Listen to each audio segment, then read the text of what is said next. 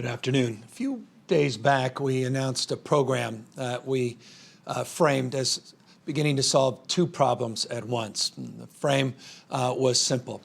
We have so many restaurants throughout the state of California struggling, those that are just doing takeout, struggling to keep those doors open, others struggling to keep tabs on their employees that are now on unemployment, others that haven't even imagined the prospect of being able to even open modestly for takeout. We have seniors, millions of seniors in the state of California, many with no access to nutritious food, no access to prepared meals, no capacity at home, if isolated, to even prepare those meals in the first place. And so we advanced a framework to begin the process of reopening restaurants to start to provide those meals, 3 meals a day, delivered, packaged, prepared, delivered to the doorstep of seniors all throughout the state of California. That program now is just starting to take shape in cities and counties, large and small, all across the state. The state of California put out the framework, and it's the city's responsibility to engage the restaurants and work through the protocols. We've seen cities like LA and others really excel in this space, and we're very encouraged by this program. In that same spirit, in that same framework of collaboration and partnership, today we're announcing a strategy to do the same around food, but now focusing on farms to families, focusing on the issues that obviously are front and center all across the nation, and that's issues of food banks and how we could do more to help support our farmers, help support farm workers, and also help support food banks here in the state of California. This new initiative that we're launching today is a partnership between the federal government, the state of California, and philanthropy. It's a strategy that's rather simple. Currently, our farmers, our ranchers, are experiencing about a 50% reduction in demand, which is a jaw-dropping reduction in demand. They have excess produce, they have excess commodities that they simply, in many respects, as perishable items, some of them, they cannot distribute. We have food banks that have, on the average, seen a 73% spike in demand.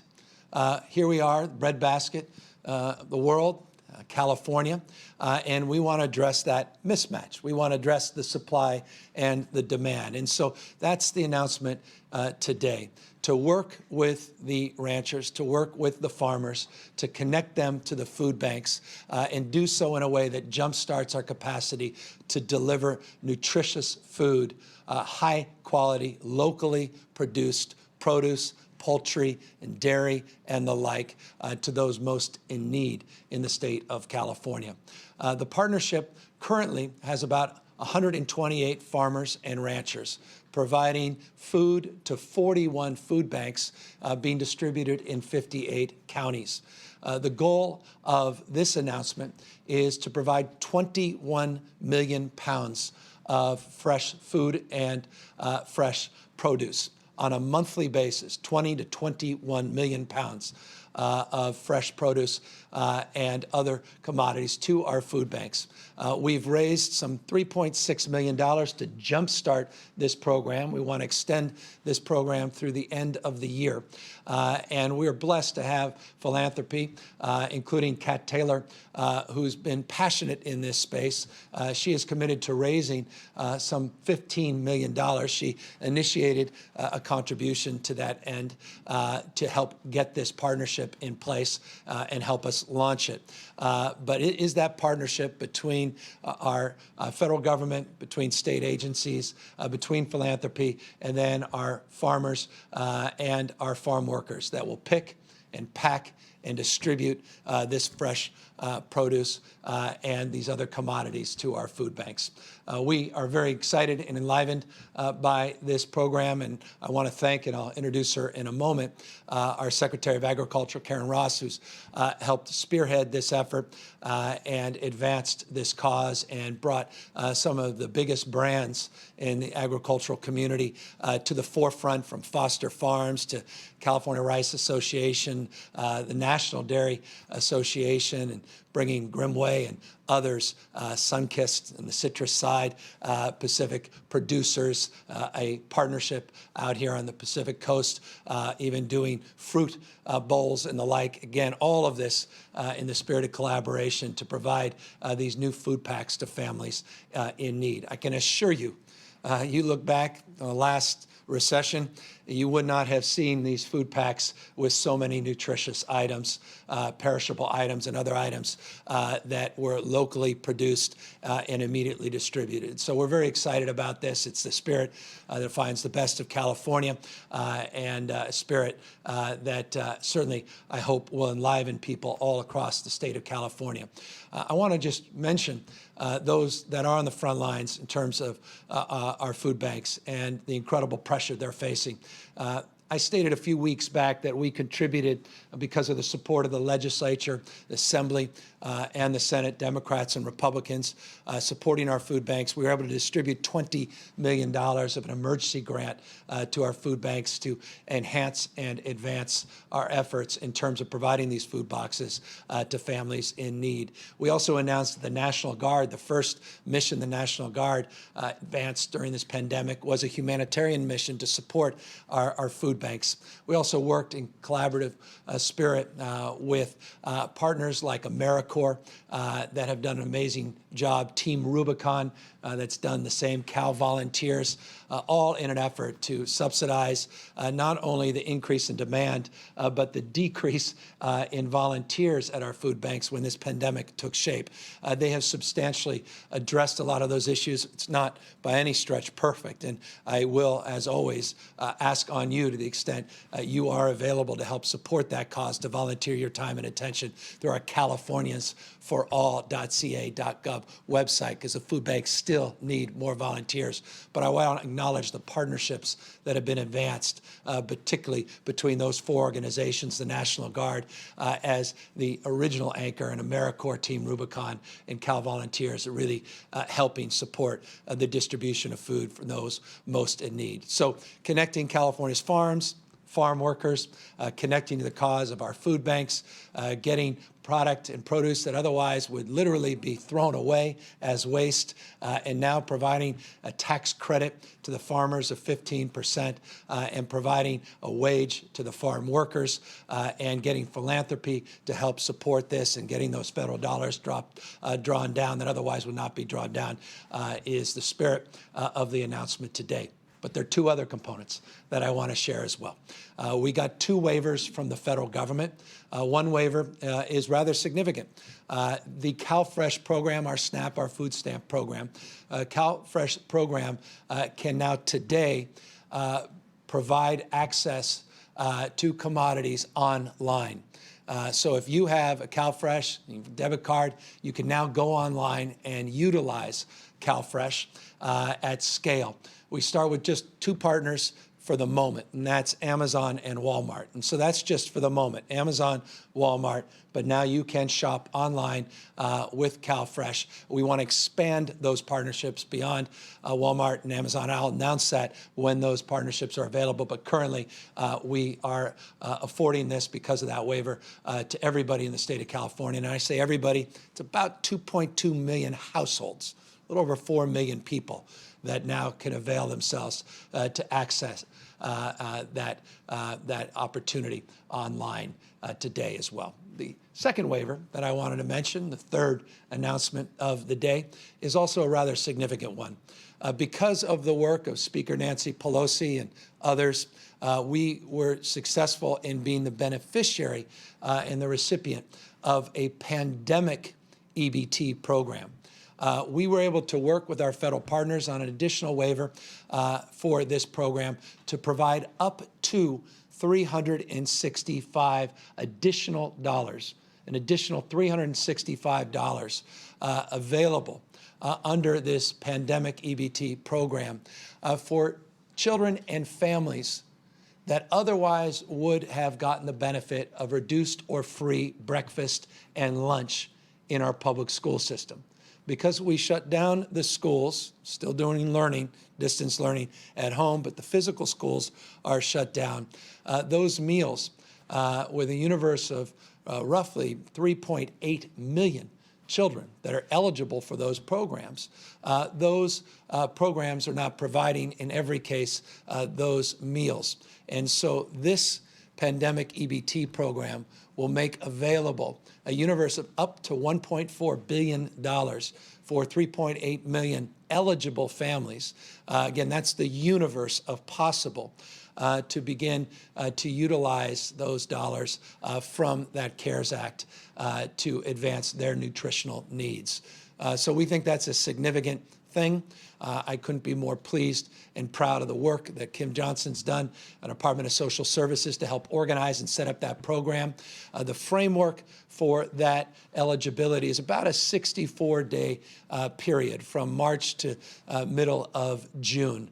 But the universe of available dollars is rather large, and we just want to make sure it's socialized, and we're doing everything in our power to get that information out there, and of course encourage others that may know people that fall into that category of being eligible for free or reduced breakfast and lunch programs to know that these dollars are available for them through the EBT program, and we're going to do our best to get them in people's pockets because we deeply recognize people's food insecurity, not just their economic insecurity, and we don't want to exacerbate that to the extent we can. So partnerships in our food banks, partnerships with our farms and ranchers, partnerships with local producers to help local food banks, partnerships in terms of philanthropy and volunteers, people doing more to create more access and opportunity, and not just in person, but now also online to draw down eligible dollars, federal dollars in the CalFresh program, and now this broader waiver for our kids in public schools. And so I'm very proud and very pleased to be able to make these announcements today. It's the spirit of our times, the spirit of California. What often takes a year, now we need to do in months. What takes a month, we now need to do in weeks. What takes weeks, we need to do in days. And what we used to do in days, we need to do in hours. And I recognize every day I come here making announcements, also following up on previous announcements and metrics and marking moments. I realize it can be overwhelming, but that's the moment we're living in. You can't just do one thing at a time. You've got to do many things at a time. And we're dealing with a pandemic. We're dealing with a crisis. It requires a focus. It requires an intentionality. It requires people doing things they never imagined possible, even just 2 months ago. I'm just incredibly proud of everybody doing what they can, as we say, to meet this moment. And so one of them, I'll just offer the mic here in a moment, is our Secretary of Agriculture, who has been actually fighting for some of these programs for years. Since my days as Lieutenant Governor, I heard her talk about these programs. And again, sort of proving the point, in just a few weeks, she was able to put something together that she's been talking about for years, our Secretary of Agriculture. Thank you, Governor, and thank you for your leadership. We appreciate your support. We appreciate everyone's support for really looking for California-grown product wherever they might be. Our farmers this year have gone through quite a shockwave, like all of us have, but they're working every day to continue the kind of bountiful, nutritious productivity that is a hallmark of California. We are blessed to have the farmers and ranchers and farm workers that we have, who have made us the #1 agricultural state and the leader in our tree nuts, in our dairy, in our fruits and vegetables. I like to tell people that if you've had a salad today, there's a 50-50 chance all of that product in that salad came from the great state of California. But the shock to closing down food service has ramifications for how we all shop and eat these days. 50% of our food dollars are spent in the food service arena, no longer in retail like it used to be. And that has backed up product. And because it is so perishable, some of it has just come out of the ground, destined to go across the country.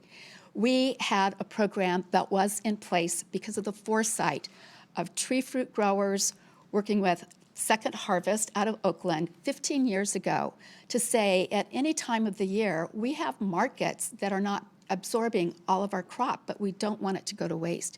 We want the citizens of California to have access to that healthy food.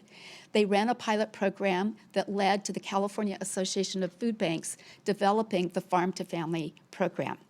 I am proud that when I was a member of the State Board of Food and Agriculture, we created a partnership to make sure that we could take this program statewide and use it to prevent waste, to use it to get all that is good that we grow in this state to the citizens of this state.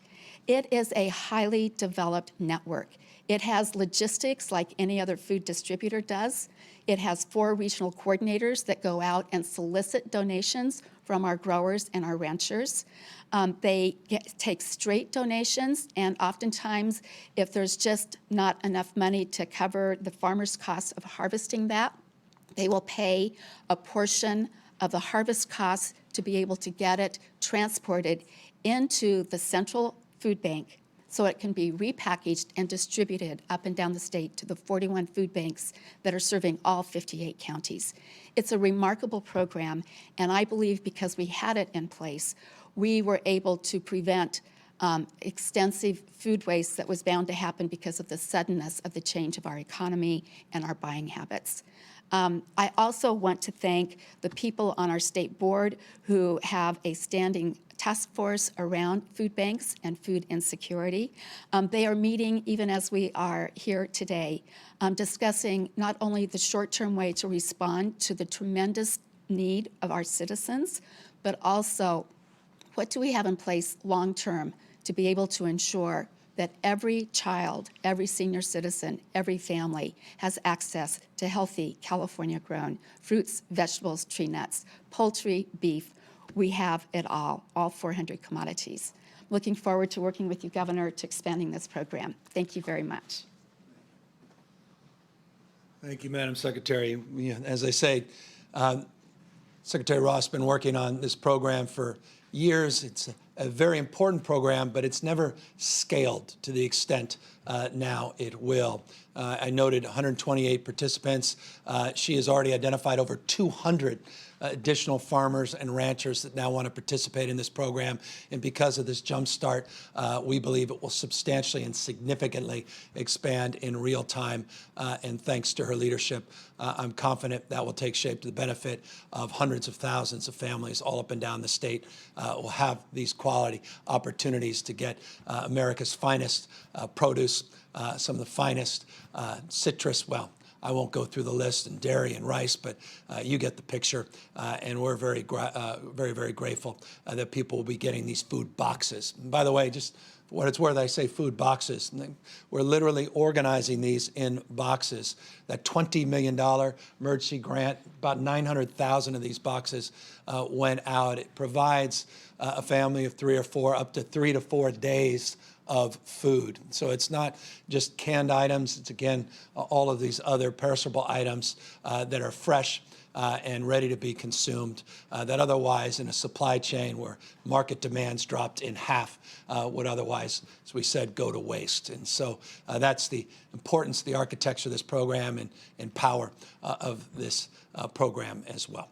Let me just extend, as we do daily, a little bit of update before we open it to questions from folks on a number of key issues and indicators in this state.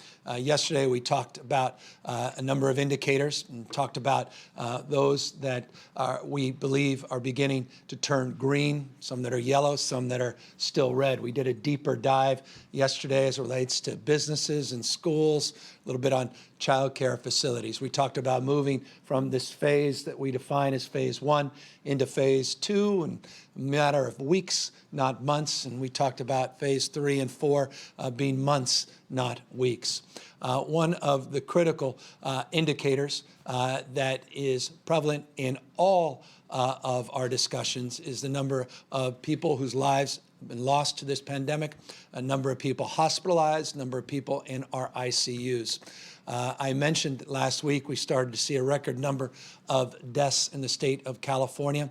I began this week by announcing that tragically we had lost 45 lives on Monday, 54 lives yesterday, about half of the daily number of families that have been torn apart because of this virus compared to the prior week.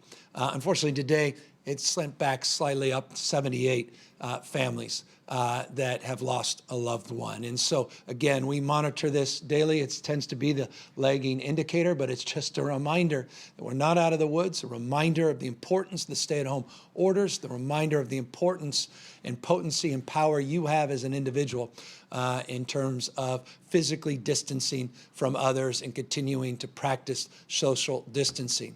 Accordingly, while we have seen the number of hospitalized patients flatten and become relatively stable in the state, I mentioned yesterday that it went up modestly. Today, it went up yet again modestly, about 1.2%. Still within the margin of stability, but again, not where we want to see those numbers. We don't want to just see a stable, flat curve. We want to see that curve decline significantly. 0.4% decline in the number, or rather 0.4% increase from a decline yesterday, a modest decline in the ICUs, but we certainly are seeing stability in our ICUs, and that allows our ventilation inventory to be now north of 10,500.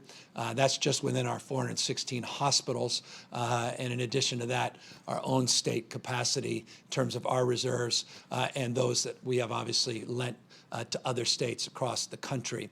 So again, encouraging, but by no stretch of the imagination where we ultimately need to see those numbers go, and that is sustained decrease, but certainly still within the frame that it's been over the course of the last few weeks. I want to update you just briefly on the incredible call volume. I've every day or every other day updated you on the work we're trying to do to improve your experience and your capacity of access and distribution of benefits and funds to our unemployment insurance system.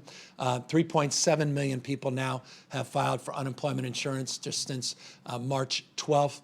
They have distributed now just shy of over $6 billion, not just shy. They have distributed over $6 billion of benefits, $1.2 billion just yesterday. Just in a 24-hour period, they were able to distribute $1.2 billion. We saw, not surprisingly, a spike in applications yesterday. We saw about 235,000 people apply for unemployment insurance and the new PUA program. That's a pandemic unemployment assistance for people who are self-employed, people who are independent contractors, gig workers, and the like. That was the first day that we had that system operational for PUAs. We were able to unpack those numbers, and it's roughly 190,000 individuals. The substantial portion of that increased volume was in that PUA category. I am deeply aware that many of you tried to access that system online, in person, and struggled to get in every day. And I was very sober about this last week, sober about it yesterday, in terms of addressing the fact that this is day one yesterday, now day two, that we are getting our arms around this. Again, unprecedented volume. You went from 2,500 applications a day just a few months ago, all in, just yesterday, 235,000 applications. Not an excuse. We have to meet the moment. We have to provide more support. And I mentioned the chatbots that we're putting up and the new texting technology. I talked about the 1,340 people that we hired and repurposed to help support the call volume, the extension of the hours, 7 days a week, 8 to 8 p.m., and also talked about the additional 600 staff that we're putting on this and the new business strategies in terms of how we conduct ourselves and how we are able to answer questions much more aggressively and forthrightly, including some of the eligibility changes. They're all part of loosening the capacity and our ability to deliver on your expectations and what you deserve as people that are fearful about their economic and fearful about their ability to just buy food, pay for rent, support their children, support their families. So we are making progress, and those numbers are bearing fruit. Over $6 billion, $1.2 billion just yesterday, averaging a little over $1 billion in last number of days each day, 1.2 again just yesterday. PUAs now finally coming online, and the turnaround on those is well within not the 21 days for unemployment insurance, but within a 7-day period, 24 to 48 hours for those overwhelming majority of people that have debit cards. Those that without one will probably be a 7-day period, but well within, we believe, our capacity to deliver, though I'll be honest and forthright in terms of updating you daily on those numbers as well. One other number of importance, and that is the continuing progress that will be made in our efforts to provide homes for the homeless that are in congregate facilities that are otherwise vulnerable to exposure of COVID-19 or have tested positive or have compromised immune systems. We have now well in excess of 12,500. In fact, it's 12,603 hotel rooms have been acquired now in the state. Over 1,200 of those trailers, in addition to those rooms, have been distributed all across the state. And we have thousands and thousands of individuals that now have the dignity of a key lock and a door.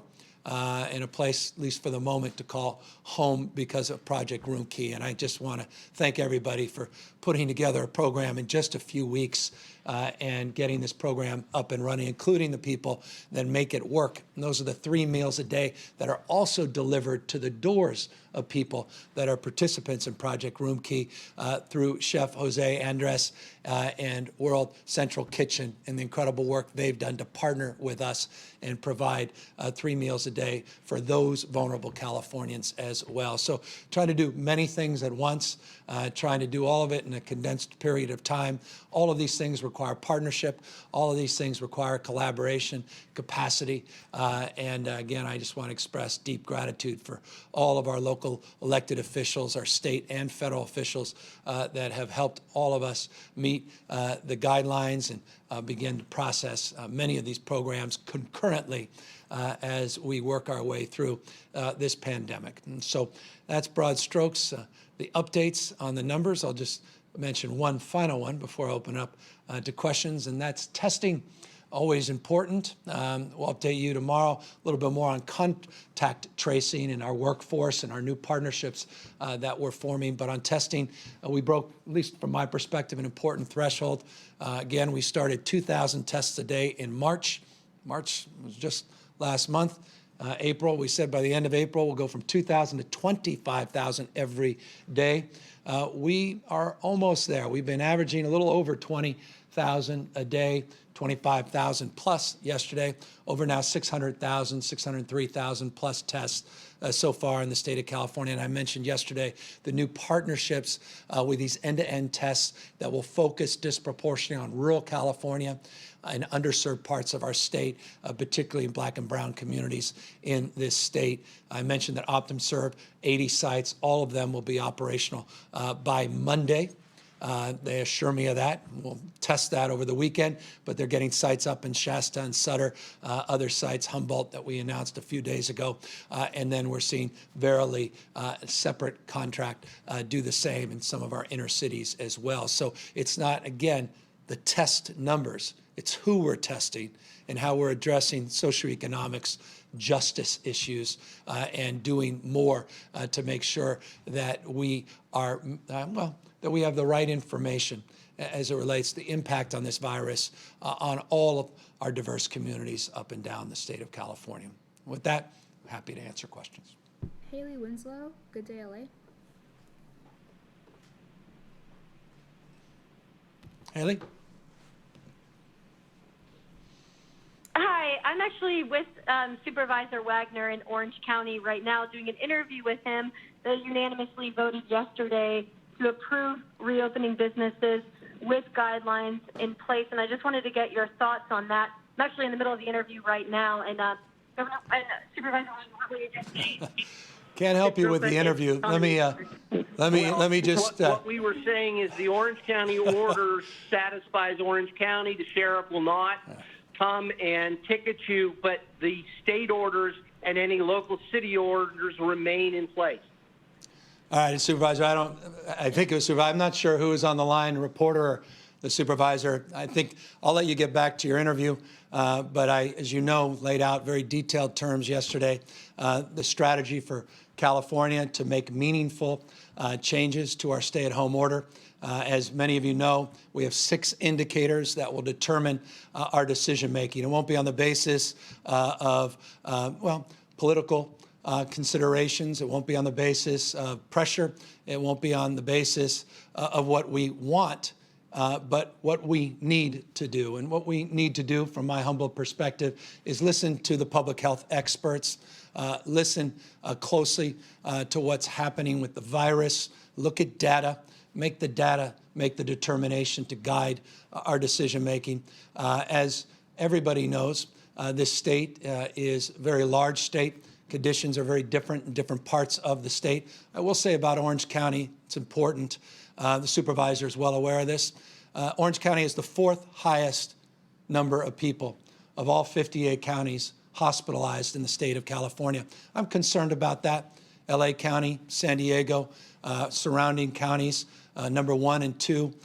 So we have a lot of work to do to keep people healthy, keep people safe. That's the data, and the data leads our decision-making. Again, I appreciate all the hard work of supervisors up and down the state, city council members up and down the state, the incredible work that mayors are doing as well, and I appreciate the spirit of the question. Rachel Becker, Cal Matters.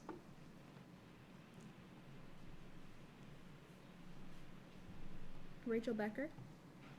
Hi. Sorry, I was muted.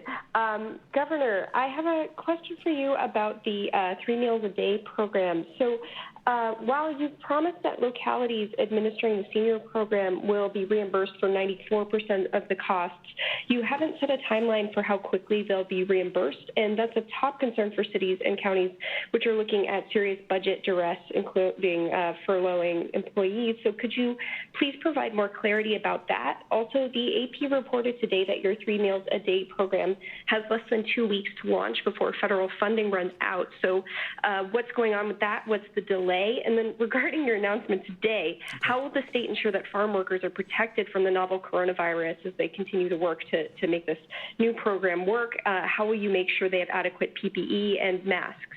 Okay, 3 questions. Let me try to take the last, and we'll go backwards.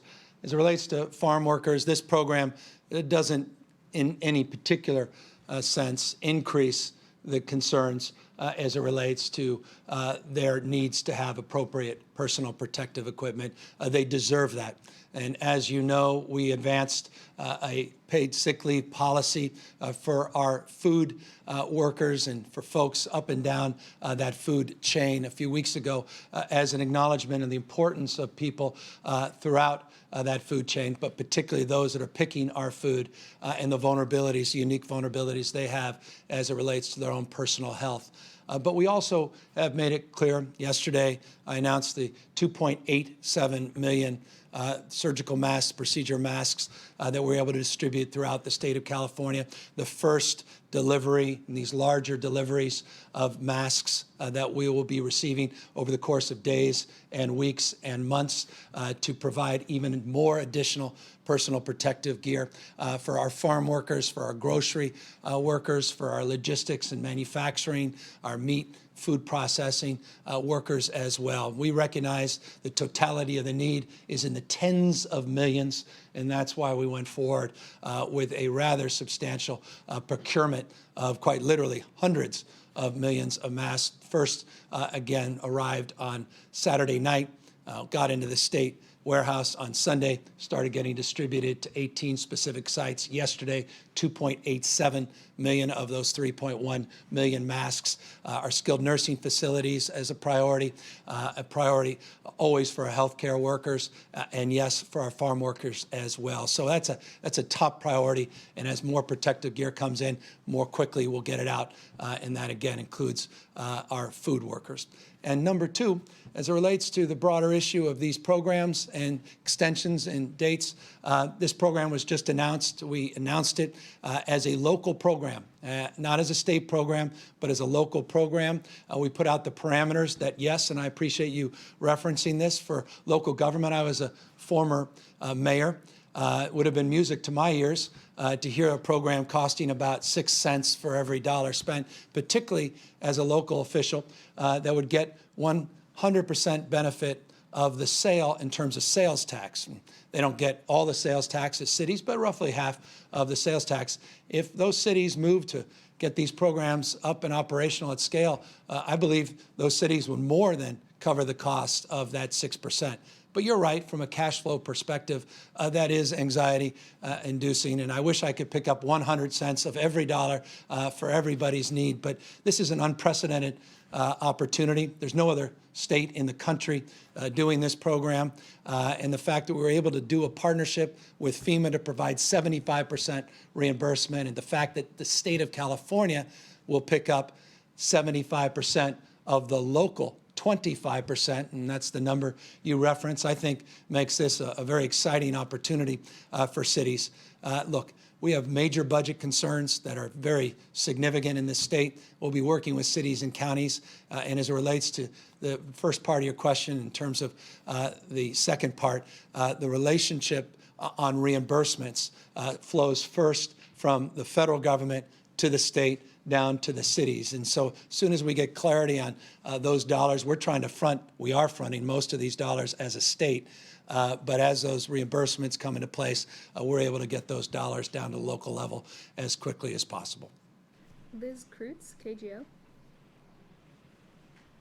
Hi, Governor. Thank you. Two-part question here. First, we just learned about some changes coming to the Bay Area's shelter-in-place order, including kids of 12 or fewer being able to do recreational activities together, golf courses that can open, things that are not allowed under the state order. Are you thinking of easing the state's order at all to allow for some of those things that clearly Bay Area officials seem to believe are safe? And secondly, can you just talk more about phase 2 that you talked about yesterday? What retail businesses are you referring to? Is this malls, large clothing stores, bookstores? And what should these businesses be doing to make sure that they're prepared for when they can reopen in just a few weeks? Like, what kind of guidelines might they need to follow? Thank you. Thanks. Trying to multiple questions, do my best to unpack them. The answer is yes to the second part of your question, all of those categories of retail. I had a meeting that we invited members of the press to participate in yesterday, where we had specific conversations to more substantively answer the question that you've posed about certain categories of retail and how we will provide guidance by sector and in some case by geography based upon local conditions. I had a Zoom call with the head of the Gap, one of the largest retailers in the world, about 130,000 employees operating in China, currently reopened and operating, of course, around the world, and substantially so in the state of California. And then we had a young man, remarkable business leader with 5 employees in the Central Valley, talking about his unique concerns and considerations. We had a store manager from Patagonia that can't wait to reopen his business, and we had someone who was laid off from Santana Row retailer, and she's on unemployment, wondering if she'll even come back to that small retailer because of the size constraints within that business, and wondering if even customers will walk back in that business. And then a young man by the name of Jim, who's got 80 employees, Ukiah and elsewhere, and he was making a point, 5 different locations. There's 5 different challenges, again, based on local conditions and local directives. That goes to the first part of your question. We're meeting in those subsets. We're getting their feedback. I'm doing those calls consistently. We're trying to bring you into those conversations to be as transparent as possible. We'll put out guidelines over the next few weeks in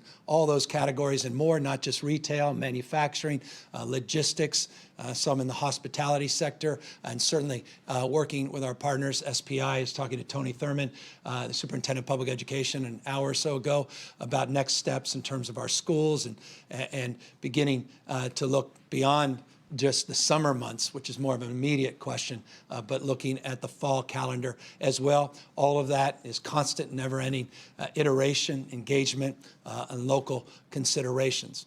And so that's the framework to how we look at some of these things and the framework to which we are guided. Accordingly, I will say we are well in tune and in touch with the Bay Area counties. As a former San Francisco mayor, some of these same folks I had the privilege of working with when I was in that capacity as a county supervisor and mayor, and have had a very close engagement as it relates to our order compared to their orders, et cetera. We look at low risk as a framework for reopening in many of these instances. Just yesterday, I hope you'll take a look. We updated, we've done this fairly consistently, our statewide guidelines for more clarification, looking at more regional alignment and the rest. And we'll be looking at some of the specifics that came out as it relates to their guidelines. On golf, there are a number of other parts of the state that do provide for low risk golfing already, so that's not completely inconsistent. But you're correct, it was interesting. We had specifically the conversation that you brought up about the 12 young folks. And so that is a point of clarification that we will be advancing, working with Dr. Angel. She brought that up this morning in anticipation of the announcement and anticipation of your question. And so those will be kind of the conversations we'll have back and forth. But broadly, what they put out today was very consistent with the state guidelines, and they've been incredible partners. Jonathan Ayestas, KCRA. Hello, Governor. I wanted to ask about your response to some of these counties up here in Northern California that are wishing to reopen early. Some of them would say that the statewide stay-at-home approach is too much of a one-size-fits-all approach. Do you agree with that, or do you feel like you could have done anything differently for some of the more rural communities? Well, some of the rural communities have high rates of prevalence. Headlines in Tulare, just as an example, skilled nursing facilities, number of deaths reported just in the last few days. Should note San Bernardino, even Riverside, less rural than perhaps other parts of the state, but Fresno, certainly in that category, have had some higher prevalence of spread and challenges, particularly concentrated around skilled nursing facilities. It's a way of just expressing this, that it's correct. The state is not one size, but nor is rural versus urban one size as well. So you got to unpack all of these things in more nuance and more detail. And you start moving to North Coast and central parts of Northern California. Conditions, of course, are different even still. As you know, yesterday, and if you didn't have an opportunity to take a look at the presentation Dr. Angel put out in detail. It talked about regional variation. We've talked about regional variation for now many months pretty consistently. So the answer to your question is no, I've long recognized, and I've said this on ad nauseum occasions, forgive me for saying it again, but we're many parts but one body. And so when we go together, we went into this together, conditions and variants begin to take shape. We'll come out. I want to come out together with some certain baseline of expectation. That's what we announced yesterday, phase 1 into phase 2, and then make accommodations for variants along those lines. And we announced what we were looking for in that respect. But there's a fundamental predicate that we're looking for beyond just testing capacity, tracing capacity, and beyond just the capacity to maintain the availability of beds for potential hospitalization surge if we start to see a significant increase in the transmittability of the disease. But we also need community surveillance, and we made that clear yesterday. And so one of the things I just want to remind all our regional partners that look to move sooner to pull out of this is that they need to have a surveillance program in place, and we need to partner with you. We have 7 county surveillance programs. We currently are partnering with 5 additional ones we'll be advancing very, very soon. So we're helping support those efforts. We're not expecting everyone to do this themselves, but that is a foundation and a predicate for being able to move a little bit more aggressively than the rest of the state. Dave Lopez, KCBS. Yes, good afternoon, Governor. You appeared on a morning program today where you expressed a concern for a surge if we relax the rules that we now have. And you also mentioned Newport Beach and the beach scene that you saw. In light of that, can you go a little more about your concern? And do you have the executive power, if you're that concerned about the beaches, to simply say beaches are closed? Yeah, so on Thursday, I expressed specific concerns around what we anticipated would occur on the coast of California. About 100 beaches, sort of easily defined 100 beaches.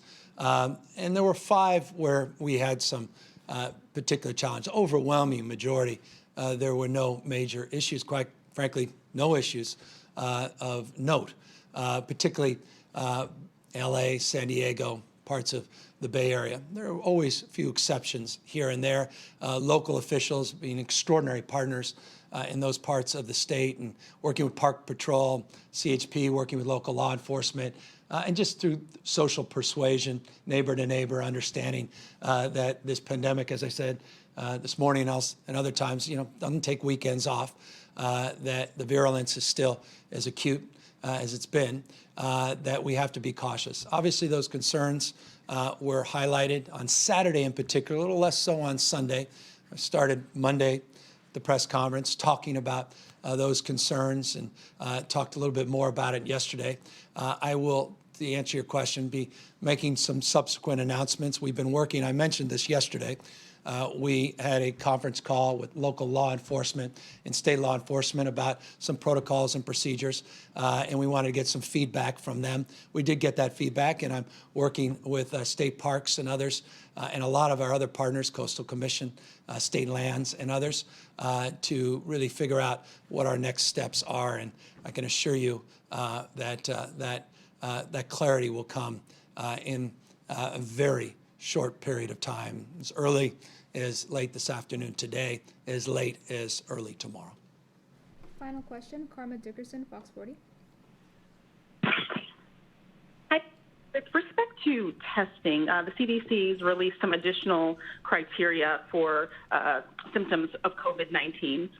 Are those going to be implemented into the screeners for testing in California, and how quickly will that be adopted, and what kind of processes will be in place to make sure that the different testing sites that the state is contracted with are in fact implementing that quickly? Because in the past there has been a lag, particularly with Verily and Sacramento, between the stated screening policy and what people are actually seeing when they try to get screened.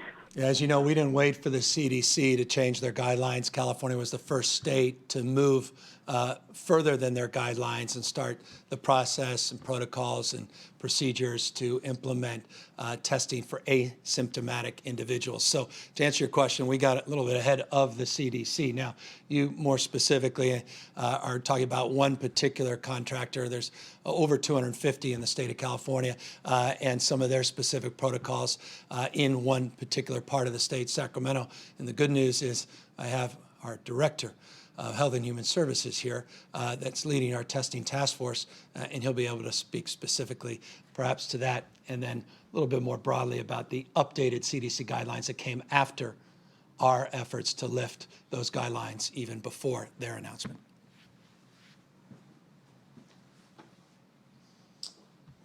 Thank you, Governor, and again, as always, thank you for the question. Days ago, we made a change to our own testing guidelines for the state to allow us to test more individuals, not just those who are symptomatic enough to show up in the hospital emergency room or who are quite sick in our congregate care facilities. We have consistently been pushing the envelope on this as our testing capacity increases, allowing more and more Californians to be eligible to get testing. And as that increases more, we are anticipating further relaxing the standard around who or priority of who will be tested so that more and more Californians can be tested. We still have a priority to make sure that those who are symptomatic and quite sick get tested, that those healthcare workers and residents in congregate care facilities, including skilled nursing facilities, are prioritized as well, but moving away from the strict symptom-only testing to allow us to get a better sense of all Californians and what the prevalence is across the state.